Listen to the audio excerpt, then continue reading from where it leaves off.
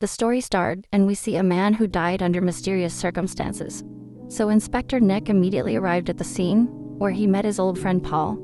Both of them were involved in investigating the case. Core diseases. It was said she had earned a great fortune, which she had hidden somewhere in the mansion. That's what brought them all there. During that time, Nick's younger brother told him that their mother had warned them not to come there, and that he was scared.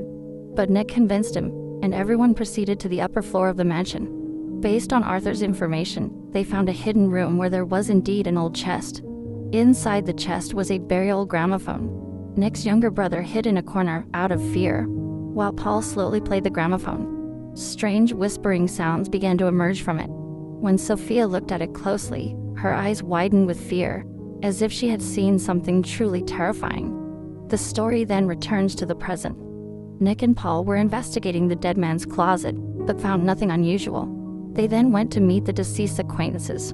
On the way, while passing through a forest, Nick found his son's locket, which shook him with memories of his son's accident. Due to that very incident, Paul's son is still in a coma today. Just as he was about to get into the car, he saw a child in the distance. But the very next moment, the child vanished. Paul stepped out to take a look, but there was no one there. A little while later, he reached the house of the deceased friends.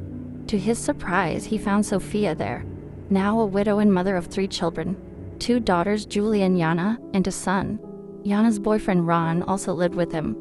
All 3 had been present at the old mansion that night. Paul asked them about the events of that night. Everyone told their side honestly, but no one mentioned seeing any chest or strange objects.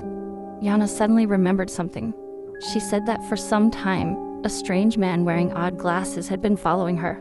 Paul grew suspicious. He thought this might be Arthur, the same person who had come with them to the mansion that night. He immediately left for that man's house. The man turned out to be a historian. Paul directly questioned the historian, Arthur, "Why have you been following Yana? Were you involved in the murder that took place in the mansion?" Arthur was completely shocked. He clearly said he had never taken anyone's life. Then Paul asked him, "The old gramophone you took from the mansion that night, where is it now?" The professor replied that he hadn't seen it since that incident. He realized Paul hadn't come just for a casual chat. He quickly opened the door and asked Paul to leave, but Paul didn't believe him.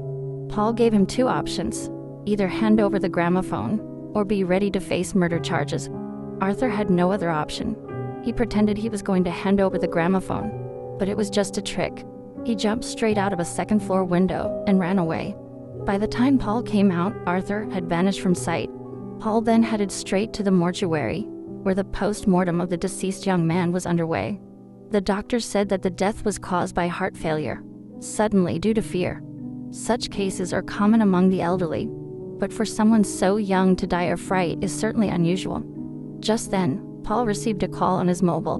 While he was busy on the phone, he felt a faint movement from the body line behind him. He immediately turned around and looked, but saw nothing unusual. Meanwhile, at home, Yana felt as if some invisible force was slowly approaching her. That same night, Paul once again went to meet Sophia at the bar where she worked. Paul was deeply saddened. His son's condition and the continuous, mysterious events had broken him. Sophia comforted him, listened to what was on his mind, and he felt a bit of relief. They also reminisced about some past memories. Back at home, Julie and her boyfriend Ron were alone. Ron tried to get physically close to her, but Julie firmly refused. She said, "Our friend has just died.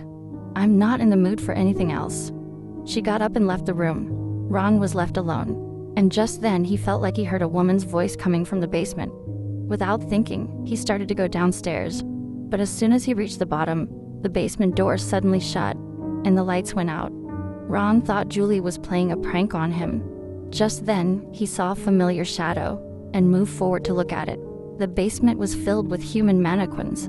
Suddenly, an old sewing machine started running on its own, and stopped within a few seconds. At that moment, Ron noticed that one of the mannequins looked exactly like the friend who had recently died. Meanwhile, on the other side, Yana, who was sleeping at home, suddenly woke up in fear. She felt as if there was some movement under her bed. That night, when Sophia was finishing her duty, Paul gave her a ride home. Old feelings between them began to resurface, and the atmosphere turned a bit emotional. At the same time, Yana heard a mobile ringtone coming from the basement. She recognized it as Ron's phone. Everyone went downstairs and searched for a long time, but Ron was nowhere to be found. The next morning, just as Paul and Sophia were thinking of reporting to the police, they found out that Julie was also missing. They began searching the basement again. This time, Paul's hand accidentally touched a hidden button in the wall, revealing a secret passage. Paul told Sophia to wait outside and proceeded alone down the path. It was a long passage. He had no idea how long he had been walking, when suddenly at a turn, Ron's ghost appeared in front of him.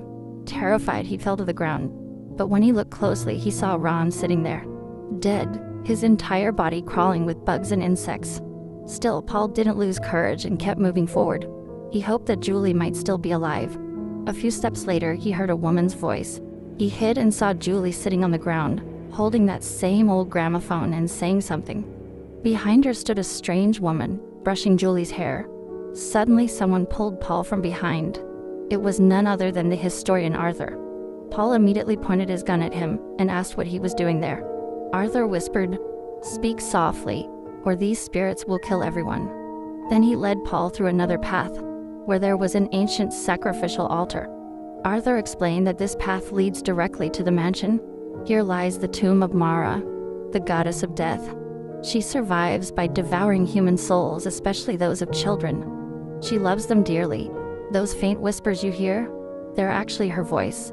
Even if you cover your ears, the whispers echo in children's minds, scaring them until she swallows their souls. He continued, 30 years ago when we came to the mansion in search of treasure, that was the first time we saw Mara. Her spirit was bound within the mansion, but when you played the gramophone, you awakened her. That very moment, Sophia fell from the stairs and broke her neck.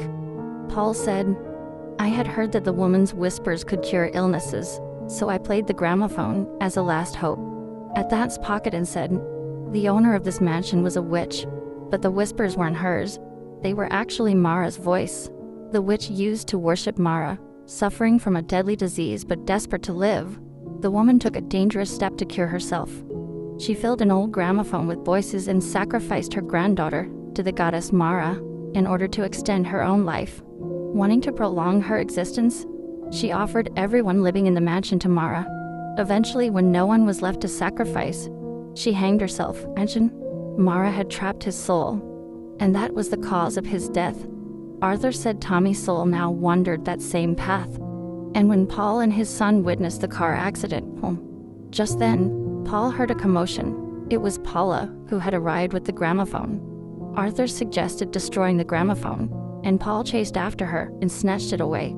But instead of thinking about saving himself, Paul started helping Sophia. When they tried to save Sophia from his job, now Paul started telling everything truthfully, but Nick refused to believe him. He thought Tommy's death was just a regular road accident. At that time, he wept. With this, the story ends here. Subscribe to this channel for more horror stories like this.